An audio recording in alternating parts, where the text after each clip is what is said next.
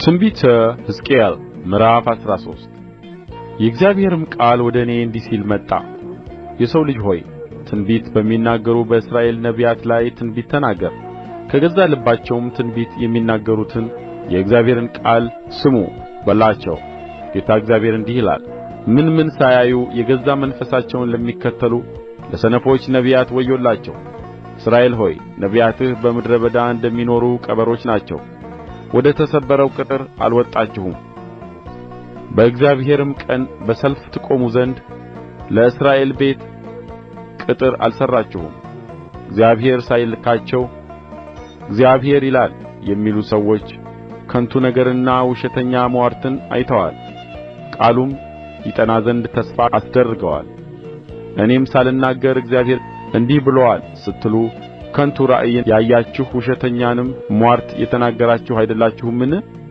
ስለዚህ ጌታ እግዚአብሔር እንዲህ ይላል፣ ከንቱ ነገርን ስለ ተናገራችሁ ውሸተኛ ራእይንም ስላያችሁ፣ ስለዚህ እነሆ እኔ በእናንተ ላይ ነኝ ይላል ጌታ እግዚአብሔር። እጄም ከንቱ ራእይን በሚያዩ በውሸትም በሚያምዋርቱ ነቢያት ላይ ትሆናለች። እነርሱም በሕዝቤ ማኅበር ውስጥ አይገኙም፣ በእስራኤልም ቤት መጽሐፍ አይጻፉም፣ ወደ እስራኤልም ምድር አይገቡም። እኔም ጌታ እግዚአብሔር እንደ ሆንሁ ያውቃሉ። ሰላም ሳይኖር ሰላም እያሉ ሕዝቤን አታልለዋልና። አንዱም ሰው ቅጥር ሲሠራ እነሆ ገለባ በሌለበት ጭቃ ይመርጉታልና። ገለባ በሌለበት ጭቃ ለሚመርጉት ሰዎች ይወድቃል በላቸው። የሚያሰጥም ዝናብ ይዘንባል፣ ታላቅም የበረዶ ድንጋይ ይወድቃል፣ ዐውሎ ነፋስም ይሰነጣጥቀዋል። እነሆም ግንቡ በወደቀ ጊዜ የመረጋችሁት ጭቃ ወዴት አለ አይሏችሁምን? ስለዚህ ጌታ እግዚአብሔር እንዲህ ይላል፣ በመዓቴ በዐውሎ ነፋስ እሰነጣጥቀዋለሁ፣ ያጠፋውም ዘንድ በቍጣዬ የሚያሰጥም ዝናብ በመዓቴም ታላቅ የበረዶ ድንጋይ ይወርዳል። ገለባም በሌለበት ጭቃ የመረጋችሁትን ቅጥር አፈርሳለሁ፣ ወደ ምድርም እጥለዋለሁ።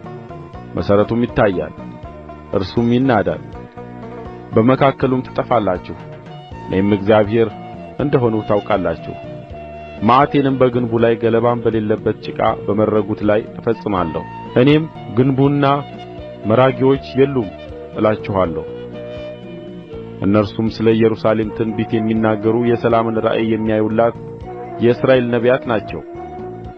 ሰላምም የለም ይላል ጌታ እግዚአብሔር። አንተም የሰው ልጅ ሆይ ከገዛ ልባቸው ትንቢት በሚናገሩ በሕዝብህ ሴቶች ልጆች ላይ ፊትህን አድርግ፣ ትንቢትም ተናገርባቸው። እንዲህም በል፣ ጌታ እግዚአብሔር እንዲህ ይላል፣ ነፍስን ለማጥመድ ለእጅ ድጋፍ ሁሉ መከዳ ለሚሰፉ ለሰውም ሁሉ ራስ እንደ እየቁመቱ ሽፋን ለሚሠሩ ሴቶች ወዮላቸው። የሕዝቤንም ነፍስ ብታጠምዱ በውኑ ነፍሳችሁን ታድናላችሁን? ውሸታችሁን ለሚሰሙት ሕዝቤ እየዋሻችሁ ሞት የማይገባቸውን ነፍሳት ትገድሉ ዘንድ በሕይወትም መኖር የማይገባቸውን ነፍሳት በሕይወት ታኖሩ ዘንድ ስለ ጭብጥ ገብስና ስለ ቁራሽ እንጀራ በሕዝቤ ዘንድ አርክሳችሁኛል። ስለዚህ ጌታ እግዚአብሔር እንዲህ ይላል፣ እነሆ እኔ ነፍሳትን እንደ ወፍ በምታጠምዱበት በመከዳችሁ ላይ ነኝ።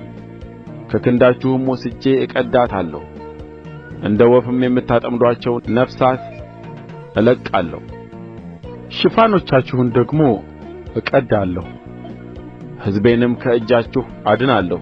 ከዚያም ወዲያ በእጃችሁ ለመታደን አይሆኑም። እኔም እግዚአብሔር እንደ ሆንሁ ታውቃላችሁ። እኔም ያላሳዘንሁትን የጻድቁን ልብ በውሸት አሳዝናችኋልና በሕይወትም ይኖር ዘንድ ከክፉ መንገድ እንዳይመለስ የኃጢአተኛውን እጅ አበርትታችኋልና። ስለዚህ ከንቱን ራእይ እንግዲህ አታዩም፣ ምዋርትንም አታምዋርቱም። ሕዝቤንም ከእጃችሁ አድናለሁ። እኔም እግዚአብሔር እንደ ሆንሁ ታውቃላችሁ።